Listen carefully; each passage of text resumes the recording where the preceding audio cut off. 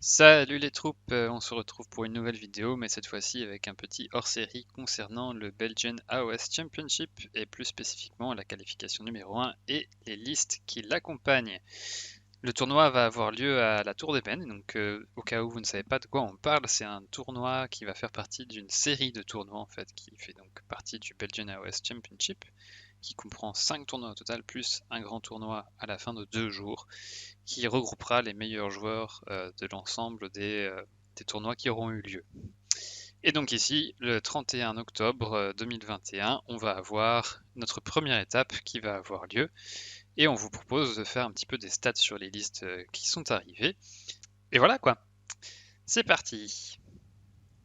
Alors pour commencer, des statistiques simplement sur la répartition par grande allégeance. Alors c'est assez surprenant en fait parce que on n'a pas l'habitude d'avoir autant de destruction. Là on voit 35% des joueurs, donc il y en a 34 pour info.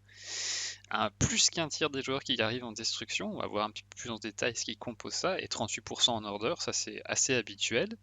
Et la petite surprise, c'est où est le chaos. On est un petit peu absent cette fois-ci, il n'y a que 4 armées qui vont venir, soit 12% des 34 joueurs. Alors au niveau des factions en elles-mêmes, on a pas moins de 50% des factions qui sont représentées, qui sont réparties sur simplement 5 factions, à savoir les Stormcast Eternal, les Iron Jaws, les Cruel Boys, Sons of Behemoth et Daughter of Cain. C'est assez impressionnant de voir que 5 factions seulement fassent la moitié des joueurs.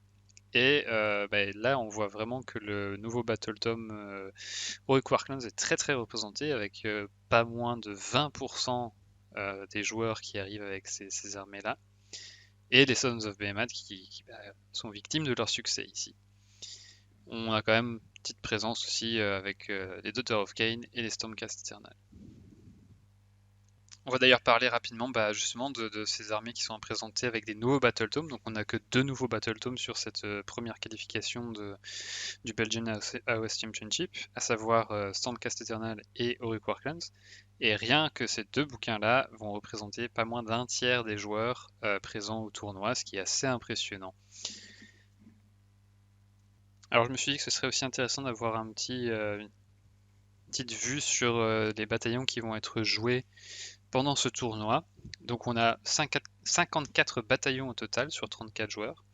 Et on en a pas moins de 24 qui regroupent les Battle Regiments et les Bosses of the Stomp unifiés.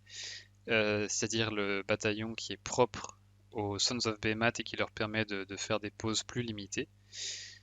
C'est quand même presque la moitié de ce qui est présent dans nos bataillons pour ce tournoi, ce qui est pas rien. Donc on voit clairement une volonté des joueurs de réduire leur nombre de pauses. C'est pas une grosse surprise, mais c'est intéressant de le noter. Et on va quand même remarquer aussi que même en utilisant pas moins de 24 bataillons pour réduire les pauses, seulement 5 listes vont arriver en une pause, et notamment, ça on y reviendra plus tard dans les analyses de liste, 2 joueurs d'Author of Cain qui, sur les 3 qui sont présents, qui vont être en une pause et qui va certainement leur bénéficier grandement. On va faire aussi un petit tour via les statistiques concernant les PV. Donc sur les 34 listes, on a une moyenne de 110 PV par liste. La liste avec le moins de PV, c'est la liste Sylvaneth, la seule et l'unique liste de Sylvaneth qui sera présente à ce tournoi avec 70 PV. Qui sont pas 70 PV réels, mais on en reviendra aussi quand on analysera la liste. Et la liste qui est avec le plus de PV, c'est une liste Cruel Boys avec 146 PV sur table. Et donc en fait, en regardant un petit peu tout ça, on a constaté que les Cruel Boys et les Sons of Behemoth tirent cette statistique vers le haut très clairement, puisque ce sont généralement des listes avec en général 120 à 140 PV.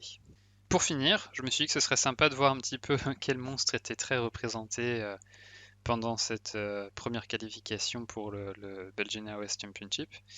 Et donc on a listé un petit peu les monstres qui étaient les plus représentés. Alors ils sont pas tous là, il y en a encore d'autres.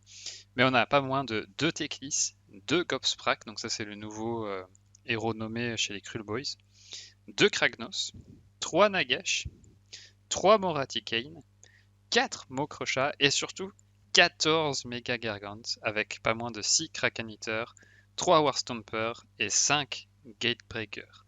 Donc c'est un sacré pavé de Gargant que vous allez vous manger à cette première étape et je vous souhaite bon courage pour ça. D'ailleurs, j'en profite pour vous souhaiter à tous bonne chance et bonne préparation pour le tournoi. Allez, à la prochaine les troupes, salut!